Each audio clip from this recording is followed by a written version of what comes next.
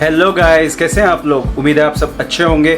आज हम बात करेंगे डिसअपॉइंटमेंट्स इन रिलेशनशिप के बारे में। Why do disappointments in relationship arises, और साथ ही साथ हम समझने की कोशिश करेंगे 10 reasons which leads to disappointments in relationship.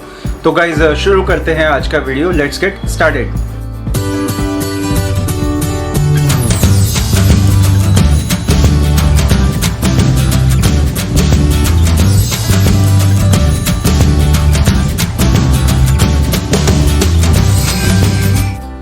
Guys relationship में जब भी किसी तरह का मतभेद होता है, कोई प्रॉब्लम होती है, कोई कंसर्न होती है, किसी भी तरह की आप ये समझ लीजिए कि तालमेल नहीं बैठ रहा है, तो अक्सर हम ये लाइन सुनते हैं कि you are a disappointment to me. This means कि ये एक क्लियर इंडिकेशन है कि रिलेशनशिप में कोई प्रॉब्लम है जिसे एड्रेस करना ज़रूरी है, समझना ज़रूरी है, सॉल्व करने की कोशिश करना ज़रूरी है।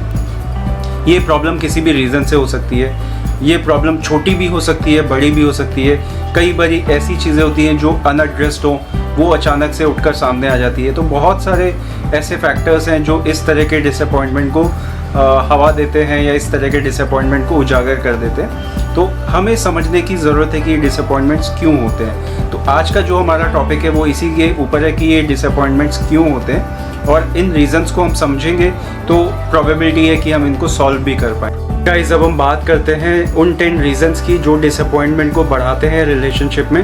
तो चलिए शुरू करते हैं, इन 10 रीजंस को डिस्कस करते हैं। गाइज फर्स्ट रीज़न है understanding issues.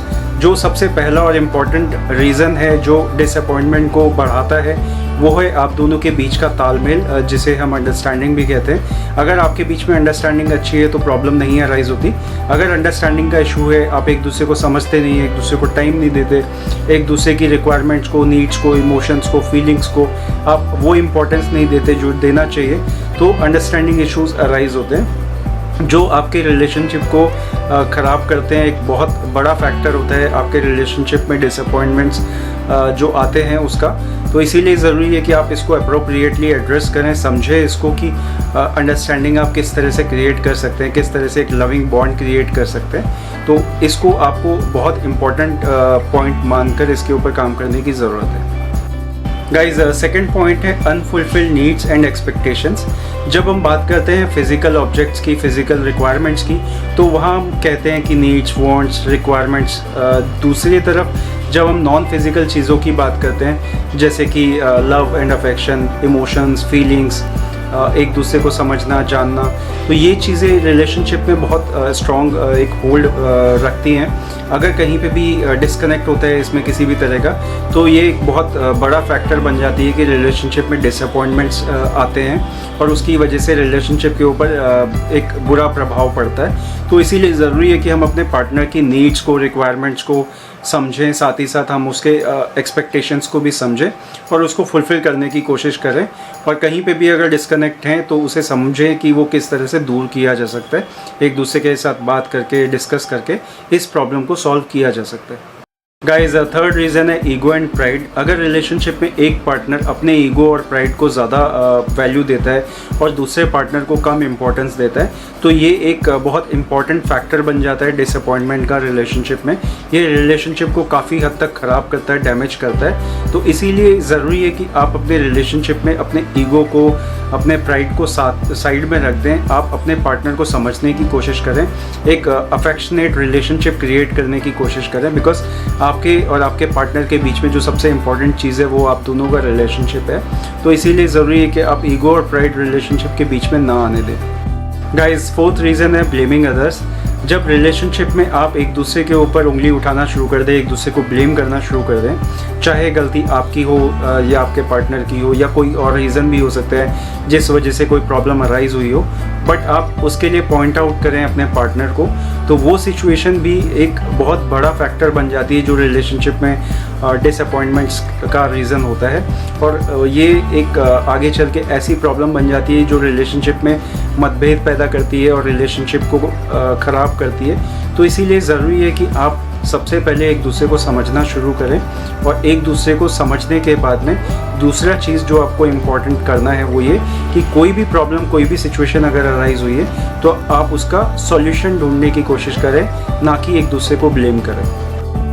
Guys fifth point है कम्युनिकेशन गैप। जब आप और आपके पार्टनर के बीच में कोई भी तरह का कम्युनिकेशन गैप होता है, आप एक दूसरे के साथ में चीज़ें शेयर नहीं कर पाते, या कई बार आप शेयर करने की कोशिश करते हैं बट कम्युनिकेशन प्रॉपर नहीं होने की वजह से वो समझ नहीं पाते, तो उसकी वजह से भी एक प्रॉब्लम क्रिएट होती है कि एक मिस कम्युनिकेशन या कम्युनिकेशन गैप वाली सिचुएशन अराइज होती है, जो आगे चल के एक बड़े डिसअपॉइंटमेंट में कन्वर्ट हो सकती है और वो आप दोनों के बीच में कई तरह के मतभेद या तालमेल में प्रॉब्लम क्रिएट कर सकता है। तो इसीलिए ज़रूरी है कि आप कहीं भी कम्युनिकेशन गैप हो रहा है, कहीं पे भी आपको लग रहा है कि आप दोनों एक दूसरे के साथ कम्युनिकेट नहीं कर पा रहे हैं प्रॉपर तरीके से, तो आपको ज़रूरत है उस चीज़ को प्रॉपरली एड्रेस करने की। अदरवाइज़ ये डिसअपॉइंटमेंट्स अगर ज़्यादा बढ़ जाएगा तो ये एक आपके रिलेशनशिप को ख़राब करने के लिए बहुत इंपॉर्टेंट फैक्टर, एक बड़ा फैक्टर भी बन सकता है। गाइज, 6th पॉइंट है लैक ऑफ ट्रस्ट। कई बारी दोनों पार्टनर के बीच में ऐसी सिचुएशन अराइज होती है जिसकी वजह से ट्रस्ट फैक्टर ब्रीच हो जाता है या दोनों के बीच में ट्रस्ट कम हो जाता है। ये कई बार कई रीजंस की वजह से हो सकता है कि किसी तरह का मिसकम्युनिकेशन हो गया या मिस रिप्रेजेंटेशन ऑफ फैक्ट हो गया, किसी ने गलत इन्फॉर्मेशन दी या किसी ने गलत बता दिया आपको आपके पार्टनर के बारे में। तो या कई बार ऐसा होता है कि आप अपने पार्टनर को समझते नहीं है कि वो सिचुएशन को समझ पाएंगे या सिचुएशन को हैंडल कर पाएंगे। उस सिचुएशन में भी आप अपने पार्टनर को चीज़ें शेयर नहीं करते, तो वो भी एक रीज़न होता है कि ट्रस्ट फैक्टर प्रॉपर नहीं बिल्ड हो पाता। और ज़्यादातर हम देखते हैं कि पार्टनर्स एक दूसरे के साथ में फाइनेंशियल इन्फॉर्मेशन या फाइनेंशियल इन्वेस्टमेंट्स वगैरह क्या हैं, कितनी हैं, ये चीज़ें शेयर नहीं करते या किसी और तरह की इन्फॉर्मेशन शेयर नहीं करते, तो वो रीज़न होता है ट्रस्ट फैक्टर नहीं बिल्ड होने की वजह से।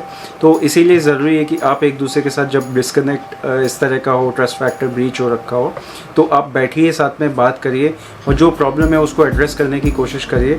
और एक दूसरे के ऊपर आपको ट्रस्ट करना पड़ेगा, तभी आपका रिलेशनशिप स्ट्रॉन्ग होगा, तभी आपका बॉन्ड बेटर क्रिएट होगा। तो आपको इस चीज़ को अगर ख़त्म करना है, डिस्कनेक्ट को नहीं होने देना है, तो ज़रूरी है कि आप एक दूसरे को ट्रस्ट करें, एक दूसरे को समझें। गाइज, 7th रीज़न है नॉट सपोर्टिंग ईच अदर। कई बार ऐसा होता है कि पार्टनर एक दूसरे को सपोर्ट नहीं कर पाते जिस तरह से करना चाहिए, या करना नहीं चाहते या करते नहीं हैं। तो दो तरह का सपोर्ट एक पार्टनर एक्सपेक्ट करता है, एक फ़िज़िकल सपोर्ट, एक इमोशनल सपोर्ट।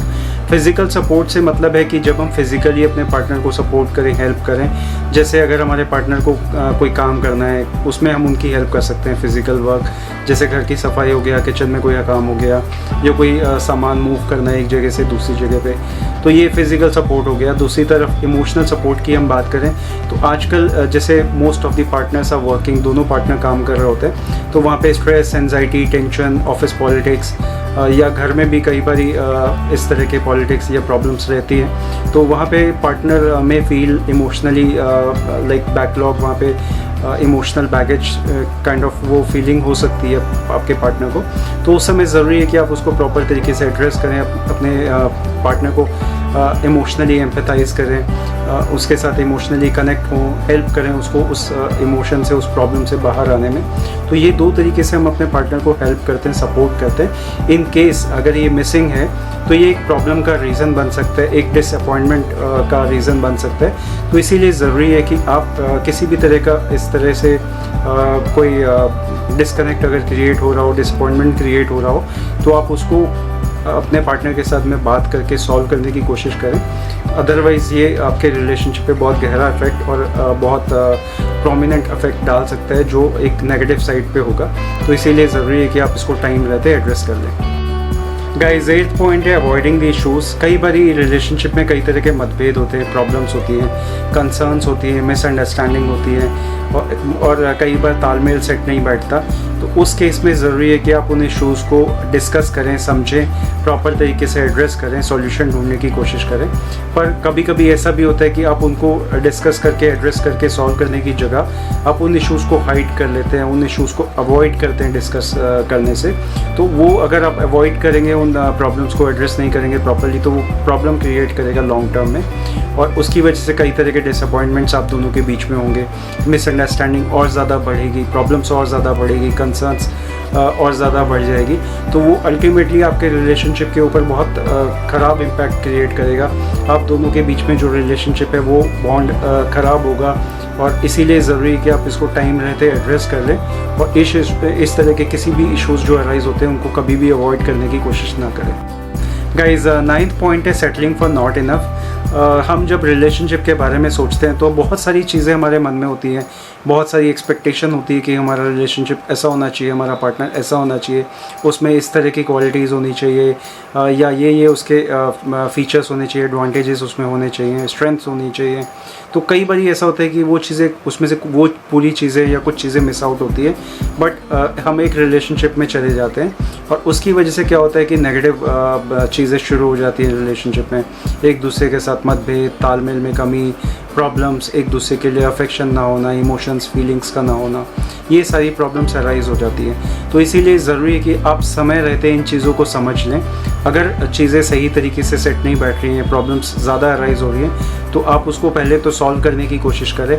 अगर नहीं होते सॉल्व तो आपके लिए ज़रूरी है कि आप अप्रोप्रिएट डिसीजन लें। उस रिलेशनशिप से निकलना भी कई बार ज़्यादा बेटर एक ऑप्शन हो सकता है। गाइज 10th रीज़न है अनविलिंग टू एक्सप्लोर पॉसिबिलिटीज़। जैसे कि हमने पिछले पॉइंट में बात करी, कई चीज़ें ऐसी होती हैं जो हमारे मन मुताबिक नहीं होती है। हमारे रिलेशनशिप में हमने रिलेशनशिप में चले गए, बट वो रिलेशनशिप में जो हम एक्सपेक्ट कर रहे थे वो चीज़ें नहीं हैं। तो उस समय पे हमें ज़रूरी है कि हम अदर एवेन्यूज़ ढूंढें, एक्सप्लोर करें कि उस रिलेशनशिप के बाहर क्या पॉसिबिलिटीज़ हो सकती हैं। इन केस हम उन पॉसिबिलिटीज़ को एक्सप्लोर नहीं करते हैं, हम उस रिलेशनशिप को, चाहे वो टॉक्सिक हो, चाहे प्रॉब्लमेटिक हो, बहुत सारे डिसअपॉइंटमेंट्स भी हैं, तभी भी हम उस रिलेशनशिप को छोड़ के आगे बढ़ना नहीं चाहते और पॉसिबिलिटीज़ को एक्सप्लोर नहीं करना चाहते, तो डेफिनेटली ये रीज़न्स और ज़्यादा वर्स होंगी और ज़्यादा प्रॉब्लमेटिक होगी, तब सॉल्यूशन कुछ ढूंढना पॉसिबल नहीं होगा। इसीलिए बेटर है कि हम समय रहते समझ लें कि अगर रिलेशनशिप ये हमारे लिए वर्केबल नहीं है, यहाँ सॉल्यूशंस नहीं मिल सकते, तो डेफिनेटली हमें कुछ अदर एवेन्यूज़ को एक्सप्लोर करना चाहिए और पॉसिबिलिटीज़ क्या हो सकती है वो हमें एक्सप्लोर करना चाहिए। तो गाइज़ पहले तो आप इंटरनली सॉल्व करने की कोशिश करें with in you and your partner. अगर वो नहीं होता है तो आप एक्सटर्नल हेल्प भी ले सकते हैं। अगर वो भी नहीं होता है तो फाइनली आपके लिए बेटर ऑप्शन ये है कि आप दूसरे एवेन्यूज़ एक्सप्लोर करें। तो गाइज़ ये था हमारा आज का वीडियो डिसअपॉइंटमेंट्स के बारे में। आज हमने बात करी why do disappointments arise in relationship, साथ में हमने समझा 11 reasons which leads to a disappointment in relationship. तो गाइज़ अगर आप इन चीज़ों को, इन ट्रिगर्स को ध्यान देंगे तो आपको समझ में आएगा ये प्रॉब्लम फैक्टर्स क्या हैं, क्यों हैं, कैसे अराइज होते हैं, और आप इनको प्रॉपर्ली एड्रेस कर पाएंगे। अगर आप इनको मिस आउट करते हैं किसी भी तरीके से, आप इनको अप्रोप्रिएटली एड्रेस नहीं करते हैं या इनको आप सॉल्व करने की कोशिश नहीं करते हैं, तो ये आपके रिलेशनशिप को और ज़्यादा ख़राब कर सकते हैं। तो इसीलिए ज़रूरी है कि आप इनको थोड़ा सा समझदारी के साथ अपने पार्टनर के साथ डिस्कस करें और सॉल्व करने की कोशिश करें। तो गाइज़ आज का वीडियो हम यहीं समाप्त करते हैं। अगर ये वीडियो आपको पसंद आया हो तो आप इसको लाइक करिए, शेयर करिए with your family and friends, और साथ में सब्सक्राइब करिए इस चैनल को और बेल आइकन भी दबा दीजिए ताकि आपको नोटिफिकेशंस मिलते रहें। तो गाइज़ आज के वीडियो में बस इतना ही। मिलते हैं अगले वीडियो में, तब तक के लिए thanks, bye bye and take care.